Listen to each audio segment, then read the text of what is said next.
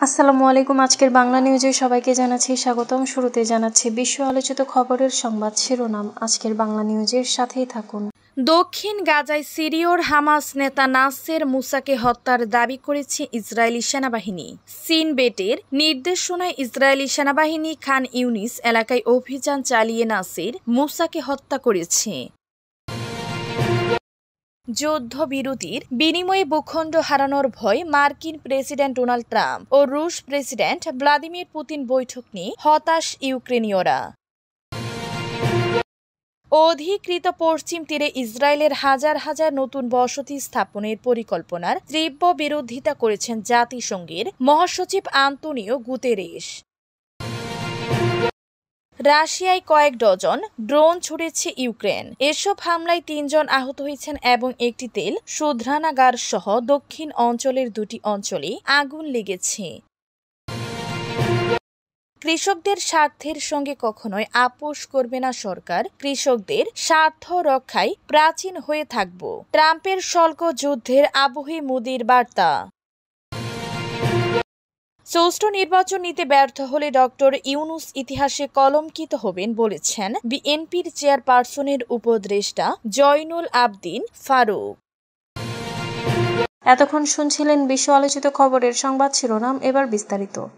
দক্ষিণ গাজায় senior Hamas নেতাকে হত্যার দাবি ইসরায়েলের।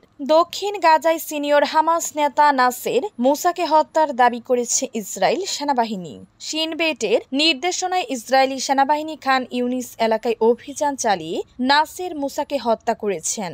আল জাজিরার খবরে বলা হয়, নাসের মুসা হামাসের সামরিক নিয়ন্ত্রণ ইউনিটের প্রধান এবং হামাসের রাফাহ ব্রিগেডের সদস্য ছিলেন। এদিকে গত রাত থেকে দখলকৃত পশ্চিম তীরে ইসরায়েলি সেনাদের অভিযানে অন্তত 20 জন ফিলিস্তিনিকে গ্রেফতার করেছে বলে জানিয়েছে ফিলিস্তিনি বন্দীদের গণমাধ্যম দপ্তর আশরা।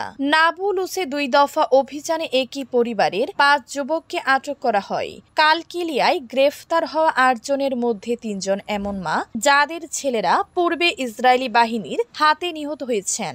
এছাড়া জেনিন, রামাল্লাহর জলাজুন শরণার্থী শিবির এবং তুল কালেমের কয়েকটি শহরে অভিযান চালিয়ে আরও 6 জনকে আটক করা হয়েছে।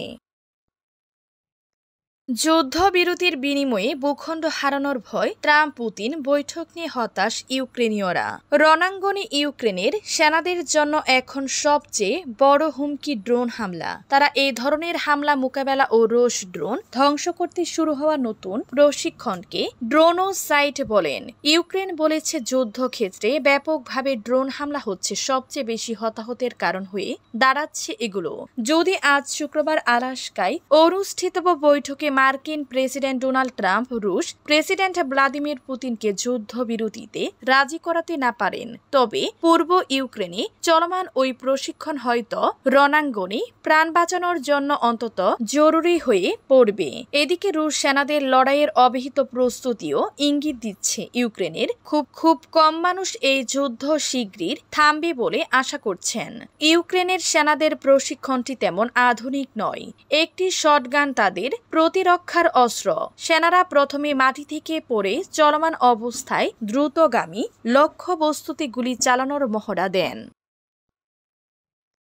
রাশিয়ার তেল শোধনাগার সহ 2 অঞ্চলে ইউক্রেনের ড্রোন হামলা। রাশিয়ায় বুধবার রাত থেকে বৃহস্পতিবার ভোরের পর্যন্ত কয়েক ডজন ড্রোন ছুড়েছে ইউক্রেন। এসব হামলায় 3 জন আহত হয়েছেন এবং একটি তেল শোধনাগার সহ দক্ষিণ অঞ্চলের 2টি অঞ্চলে আগুন লেগেছে।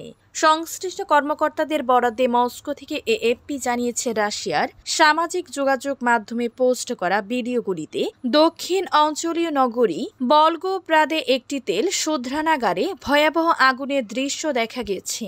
বলগোগ্রাদ অঞ্চলের গভর্নর আন্দ্রেই বুচারভ টেলিগ্রামে এক বিবৃতিতে জানান, আক্রমণের ফলে বলগোগ্রাদ তেল শোধনাগারে তেল ছড়িয়ে পড়ে এবং আগুন ধরে যায়।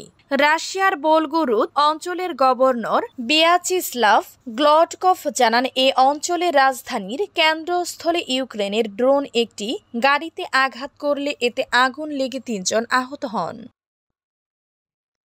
পশ্চিম তীরে ইসরায়েলি বসতি নির্মাণ কার্যক্রম বন্ধের আহ্বান জাতিসংঘের।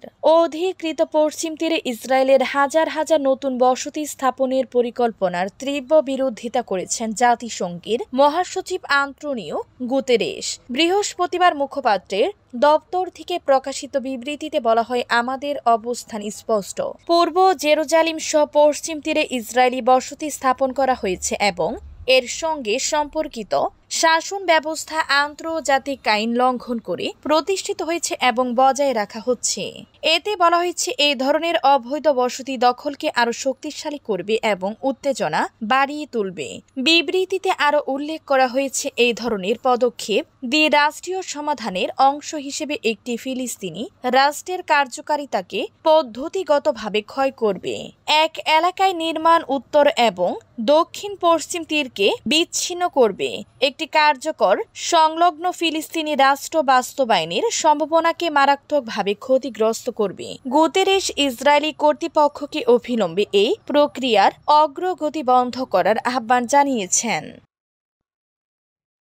কৃষকদের স্বার্থ রক্ষায় প্রাচীন হয়ে থাকব, ট্রাম্পের শুল্ক যুদ্ধের আবহে মোদির বার্তা। কৃষকদের স্বার্থের সঙ্গে কখনোই আপোষ করবে না সরকার।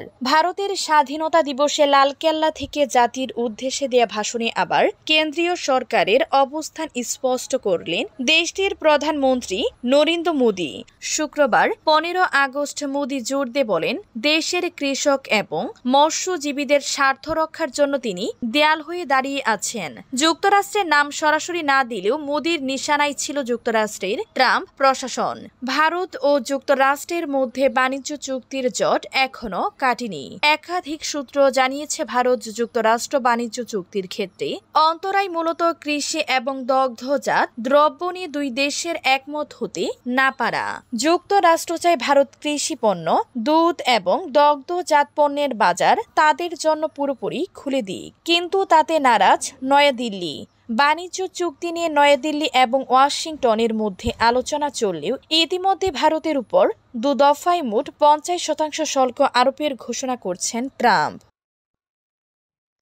সুষ্ঠু নির্বাচন দিতে ব্যর্থ হলে ডক্টর ইউনূস ইতিহাসে কলঙ্কিত হবেন জানিয়েছেন ফারুক। নির্বাচনে কেউ ষড়যন্ত্র করলে বিএনপি নয়, জনগণ তাদেরকে প্রতিহত করবে, এমন হুঁশিয়ারি উচ্চারণ করে বিএনপির চেয়ারপারসনের উপদেষ্টা জয়নুল আবদিন ফারুক বলেছেন, জনগণের বহু আকাঙ্ক্ষা নির্বাচন নিয়ে নতুন করে ষড়যন্ত্র শুরু হয়েছে। 5 আগস্ট এ দেশের ছাত্র জনতা জীবন দিয়ে অন্তর্বর্তীকালীন সরকার গঠন করেছে। তাদের রক্তের উপর দাঁড়িয়ে কেউ যদি নির্বাচনে ষড়যন্ত্র করে দেশের জনগণ রুখে দিবে। তিনি বলেন, ভোটার অধিকার প্রয়োগ করার জন্য এই দেশের মানুষ 16 বছর ধরে অপেক্ষা করছে, কিন্তু 71 বিরোধিতা ষড়যন্ত্র করে পিআর পদ্ধতিতে ভোট পাচ্ছে। যদি এই দেশে একটি অবাধ সুষ্ঠু নির্বাচন হয়, তাহলে আল্লাহ ছাড়া কেউ ধানের শীষকে রুখতে পারবে না। ডক্টর ইউনূস সম্মানিত লোক, সারা বিশ্বে তার সুনাম রয়েছে, কিন্তু তিনি ডক্টর ইউনূস সুষ্ঠু নির্বাচন উপহার দিতে ব্যর্থ হলে ইতিহাসে তার নাম কলঙ্কজনকভাবে লেখা থাকবে।